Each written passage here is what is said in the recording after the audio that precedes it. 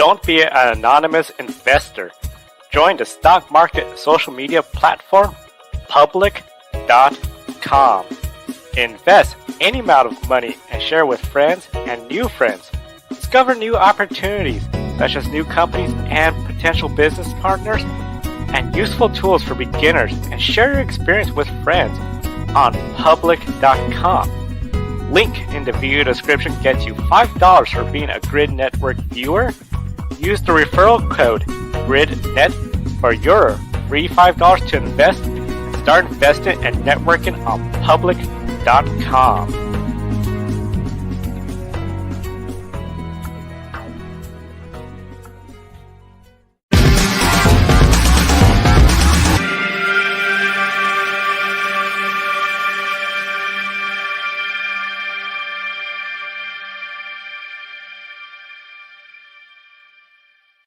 Hello, everyone, and welcome to Grid Tonight, your weekly motorsports news program. I'm Adam Limrace, and with me is Kobe Lambeth from the Podium Finish, and a special shout out to our awesome Patreon supporters, Colin, Mark,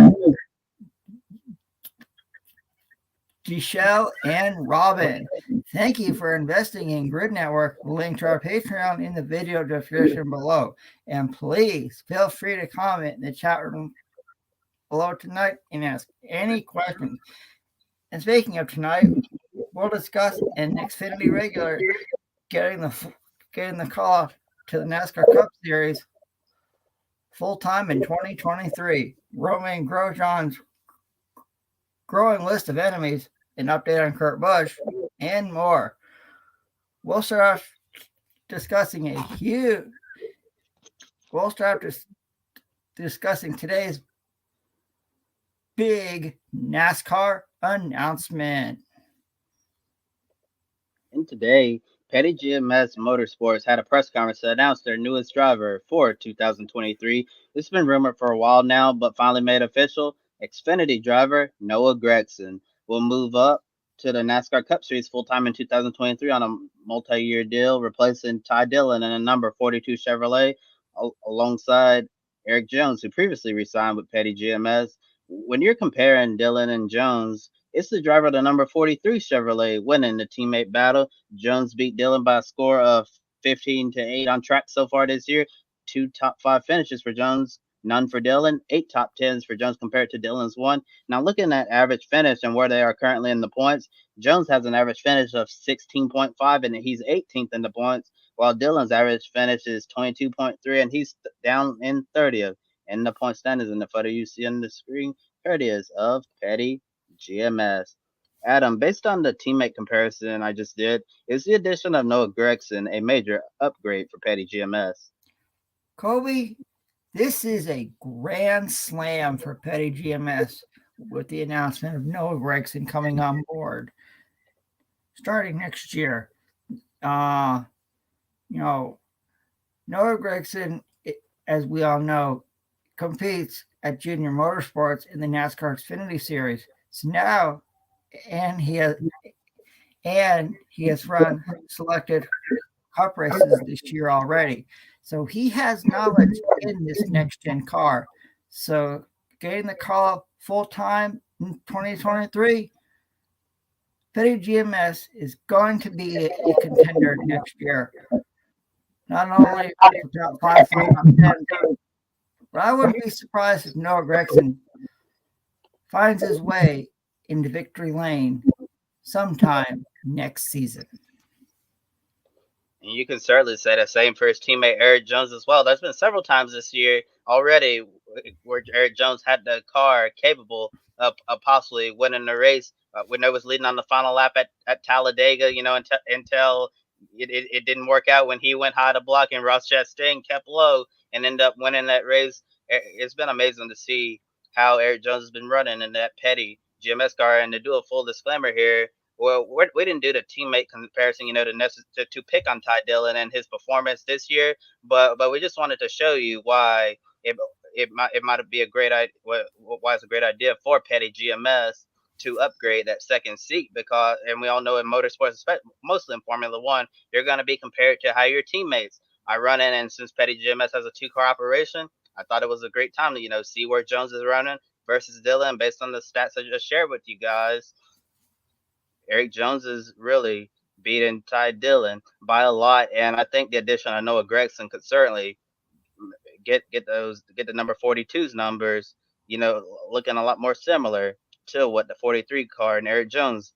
are doing right now. And you brought up a good point, Adam, about Gragson getting some Cup experience this year in the next gen cars, so he'll know how these cars drive. He'll understand how it goes in comparison to the NASCAR Xfinity Series car. So he's not going to be a rookie who's never made a Cup start before and who's going to be just learning on the fly and all of that. So I think that will certainly help shorten his learning curve. And Gragson comes to the NASCAR Cup Series after running in Xfinity the last 4 years, full time with Junior Motorsports. During his time in Xfinity, he's been through a lot of ups and downs, trying to mature both on and off the track. When a driver gets to Xfinity, they usually try to get to Cup after 2 to 3 years. Some go a single year, while it takes some drivers longer to reach NASCAR's premier level. Sometimes staying longer, like Gragson, can turn a good driver into a more polished driver. Gregson's been getting some Cup experience this year with Colleague Racing, Beard Motorsports on the super speedways. He ran in the top 10 and even the top 5 at Michigan last weekend until his day ended. So will 4 years of Xfinity experience and running select Cup races this year have Gragson well prepared for his first full season in Cup next year? Kobe, yes. You mentioned he's run some select races. You mentioned he has run some select Cup races this year. So he has experience in this next gen car. So this is this is huge for him and his career, going to a team like Petty GMS Motorsports, having an owner like Richard Petty, with you now is incredible. This is really happy for Noah Gragson to see him driving for an owner like Richard Petty starting next year. Yeah, it certainly has to be extremely exciting for a young driver like Noah Gragson to be driving for the King Richard Petty, and especially one of the more iconic numbers in NASCAR, the number 42. And I'm sure Noah's going to be well prepared for this opportunity. Dale Earnhardt Jr., his sister Kelly Earnhardt, they've done an amazing job helping this young driver grow from the time he first started and up until now. I think he's matured a lot, but even recently at Road America when he wrecked H. Caramana Straight, that really showed a lot of people that he still has a lot of growing up to do, and that's common with young drivers like him. So Noah's certainly going to have a lot of time to continue mature and until all of the things that we've seen in the past that are controversial about him, they won't be talked about again. And I believe Noah's really going to work hard, and we'll see what Petty GMS can do in 2023. It seems like there's certainly a program on the rise when you have Erik Jones, who's committed to this team now long term, and now bringing in this young driver like Noah Gragson, and they're continuing to improve the performance of their cars. Who knows what they could do next year? Could be like Erik Jones on the outside of the playoffs looking in right now, or very well could take a step forward and be and potentially both cars contending for the NASCAR Cup Series playoffs. But if I'm at Petty GMS right now, I'm extremely excited for the future, because getting Noah Gragson on your team, this is like a first round draft pick in the National Football League or the NBA or any sport, really. Kobe, I'll agree with that. And now switching some news from north of the border. Next Tuesday night on August 6th, on August 16th, the NASCAR Xfinity Series in Canada will race on the dirt for the first time in series history. The Xfinity Series will run a 100-lap race at Oswego Speedway, and 3 well-known names from the NASCAR world will be competing in this historic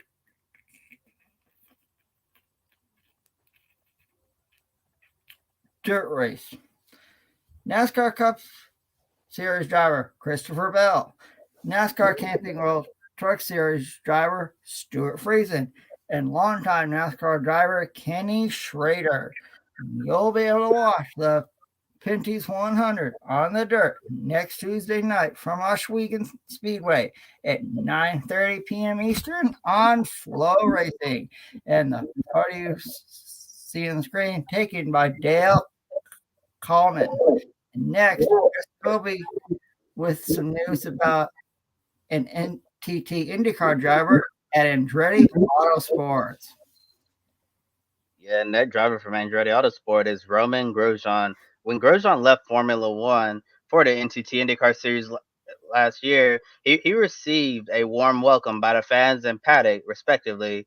Now it seems like he might be wearing out his welcome at Barber Motorsports Park. He made contact with Graham Rahal twice, angering Graham. Then at Mid Ohio, he races his Andretti Autosport teammate Alexander Rossi hard, and Rossi ended up knocking Grosjean off the course into the wall. Grosjean called Rossi an absolute idiot. Probably not something you'd say about your teammate. And we remember Mid Ohio was the race when all the Andretti drivers were running into one another. And with Alex Palou drama taking place now, I'm sure Michael Andretti glad everybody's kind of forgotten about Mid Ohio. Now Grosjean has two more IndyCar drivers who are frustrated with him towards the end of the race at Nashville a few days ago.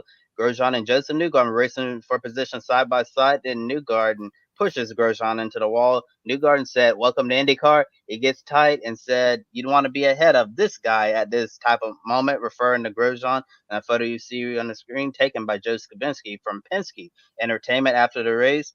Grosjean posted some angry faces on Twitter, and the 2022 Indianapolis 500 champion Marcus Ericsson responded with, "What goes around comes around," signaling karma. And that's also a signal that a growing number of drivers aren't happy with how Grosjean's racing them. And during his days in Formula One, the Frenchman had a reputation for driving in well over his head and leaving a lot of drivers frustrated with his antics. Does it seem like Grosjean's IndyCar honeymoon period is over? And is his reputation from Formula One following him to IndyCar with a growing list of drivers unhappy with how he's racing them on track? Yeah, Kobe, I think Roman Grosjean's honeymoon is officially over. And you mentioned some of the battles he's had. Roman Grosjean needs to realize that he is in one of the top open wheel series and overall motorsport series in the world, and and and he's running for a team in Andretti Autosport, and his owner Michael Andretti has so much experience in these Indy cars. So Roman Grosjean needs to realize, you're in a really good series right now. So race smart, race hard, but don't go over the edge, because like you said, like Marcus Ericsson said, what goes around comes around. You don't think some of these drivers will remember all these incidents they've had with Romain Grosjean? The next time at the NTT IndyCar Series, on track is at Worldwide Technology Raceway, formerly known as Gateway. It's an oval, so Marcus Eric. So if I were Romain Grosjean, I would race hard and race smart.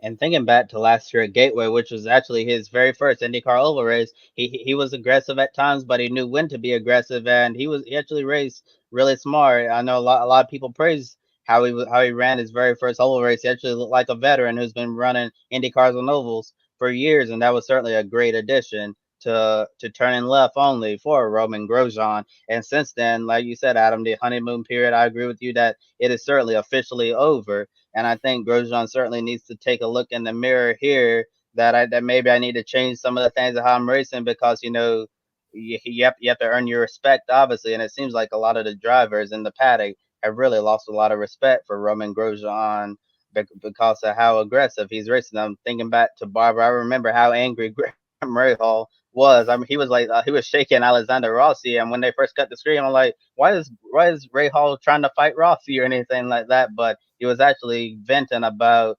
Grosjean's antics and Joseph Newgarden. In his interview after Nashville, he called out Grosjean, and he's like, "Oh well, he had to, like, he didn't really care that Grosjean race ended in a crash, and it's unfortunate, as a driver, when you make enemies on the racetrack, because every time you get around somebody, they're obviously gonna know who you are, and they're not gonna give you plenty of room at all, and it leaves you for a little room for error. And there might be some more mistakes on the part of Roman Grosjean, especially if his competitors are frustrated and don't give him room on track. And I actually thought Roman Grosjean would be performing a lot better this year in IndyCar, considering it's Andretti Autosport. And to be fair, Andretti Autosport across the board hasn't performed or lived up to the expectations of what Andretti Autosport is capable of. So maybe over the offseason, there's certainly going to be some changes within the organization. So with drivers moving on, moving people around, maybe next year be the year where Roman Grosjean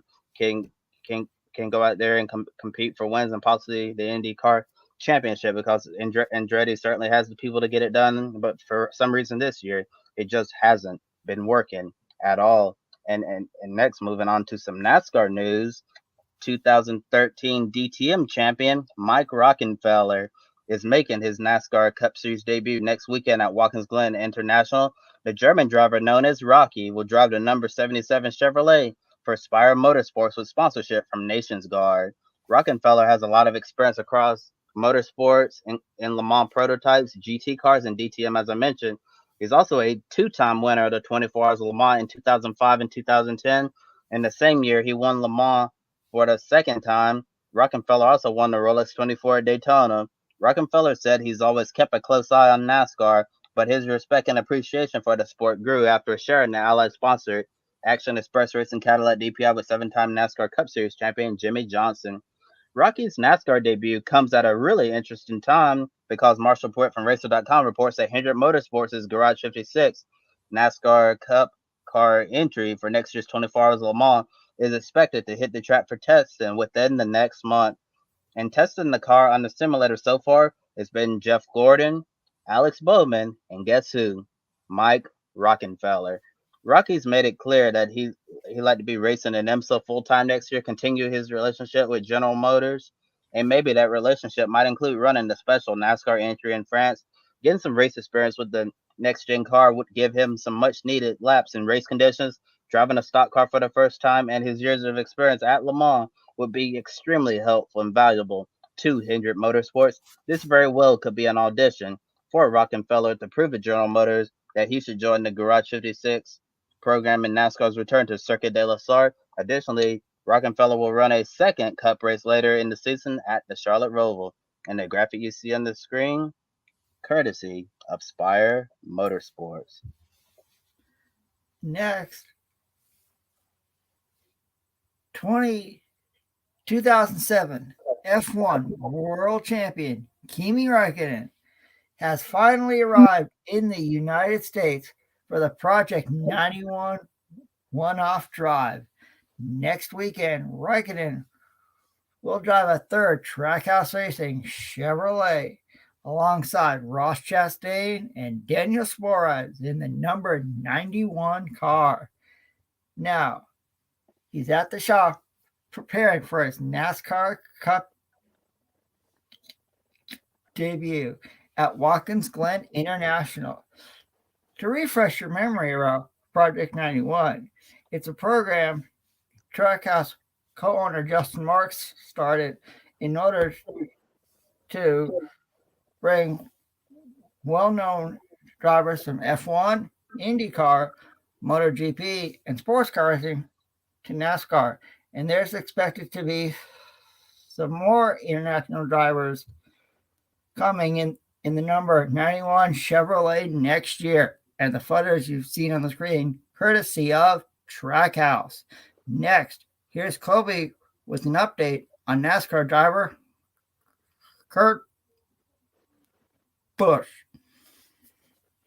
Yeah, just a couple hours ago, Kurt Busch put out a statement about his ongoing medical condition. As you see right here on the screen, Kurt Busch says that brain injury recovery doesn't always take a linear path. I've been feeling well in my recovery, but this week I pushed to get my heart rate and body in race simulation type environment, and it's clear I'm not ready to be back in the race car. This was by far the hardest week emotionally because I do feel the progression of recovery, but racing requires an extreme physical and mental effort, and my body is not 100% capable, is not 100% able to sustain the intense race conditions. I'm making progress and pushing hard each day. I'm encouraged by my team of doctors, and we will continue to do everything it takes to get me to 100% to return to competition.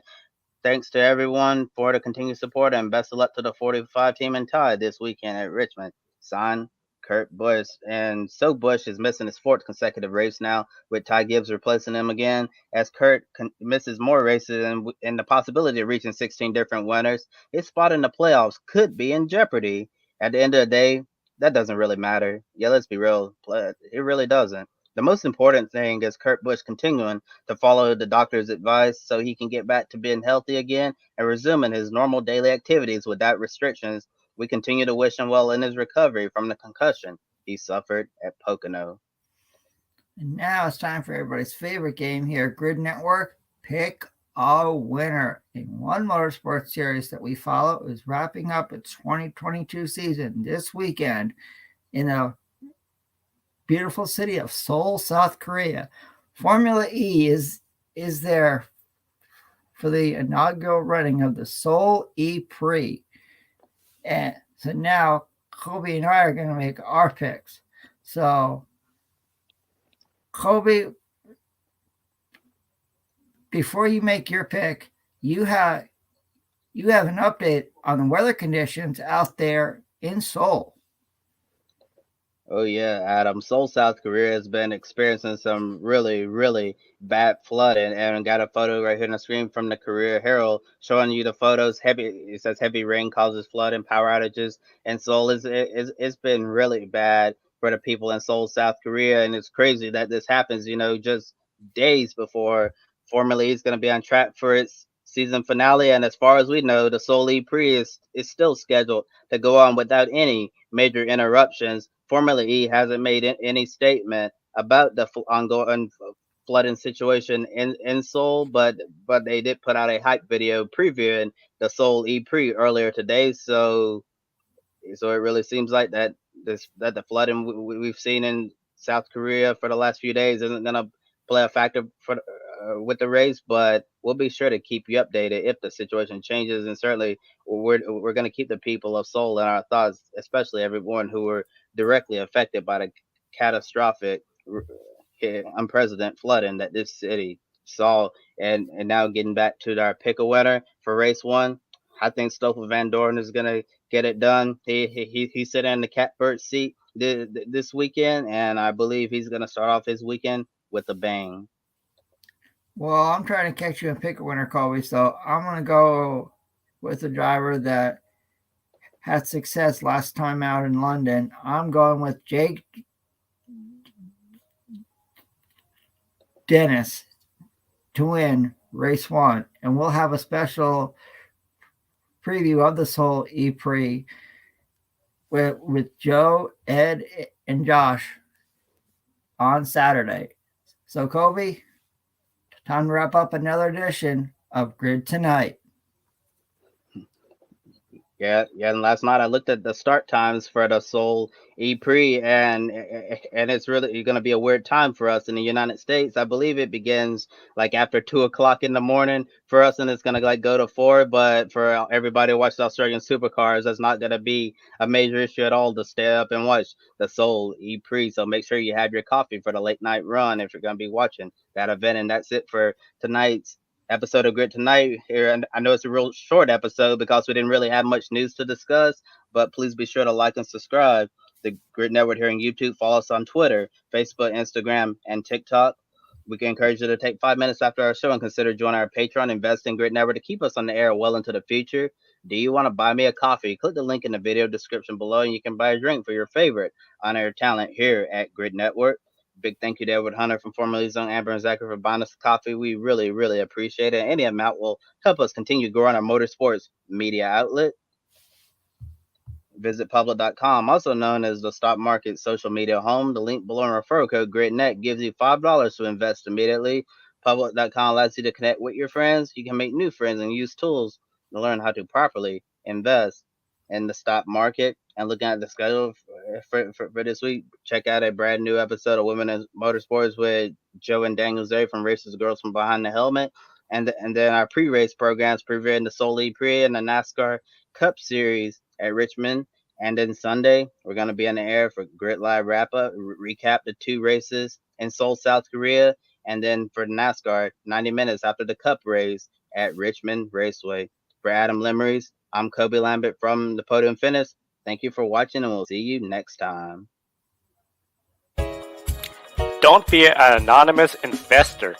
Join the stock market social media platform, Public.com. Invest any amount of money and share with friends and new friends. Discover new opportunities, such as new companies and potential business partners, and useful tools for beginners, and share your experience with friends on Public.com. Link in the video description gets you $5 for being a Grid Network viewer. Use the referral code GRIDnet for your free $5 to invest. Start investing and networking on Public.com.